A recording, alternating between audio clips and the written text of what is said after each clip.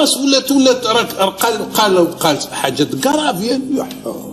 السلام عليكم. انهيار وصدمة الإعلام الجزائري بسبب تفو جماهير ريال مدريد في مباراة الأهلي والريال والتي هزت العالم. شاهد ماذا حدث. ولكن قبل أن نبدأ عطروا فمكم بذكر الله والصلاة والسلام على سيدنا محمد عليه أفضل الصلاة والسلام. سبب تفو جماهير ريال مدريد بالمغرب في مباراة ريال مدريد والأهلي المصري في قبل نهائي كأس العالم. هذا المشهد الذي عرض في جميع أنحاء العالم والذي هز الإعلام الجزائري، حيث صرح المعلق الجزائري حفيظ دراجي وقال: هذه الجماهير مغربية وليست أسبانية التي رفعت خريطة المغرب كاملة بالصحراء، فالمغرب دائما تتطاول على الجزائر، وأطالب الفيفا بالتحقيق فورا في هذا المشهد العبثي، فالصحراء جزائرية. فيما صرح أسطورة الكرة الجزائرية علي بن شيخ وأدلى بتصريحات لقناة الهداف الجزائرية وقال: الجزائر هي من تطاولت على المغرب في البداية باستضافتها حفيد نيلسون مانديلا الذي تطاول على الصحراء المغربية وعلى المغرب في افتتاح الشان، وهذا رد فعل طبيعي من الجماهير المغربية التي رفعت خريطة المغرب كاملة بالصحراء، فدائما الجماهير المغربية تدعم وطنها في المحافل العالمية، وهذا حدث بالفعل في كأس العالم للأندية، وفعلته جماهير الرجاء من قبل التي ردت على حفيد مانديلا. فأرجو من الجماهير الجزائرية أن تتعلم الرقي والوقوف بجانب الجزائر مثل ما تفعل الجماهير المغربية. وفي النهاية لو أنت محب للمغرب وصحرائها اضغط لايك على هذا الفيديو ولا تنسى الاشتراك في القناة ليصلكم جديدنا.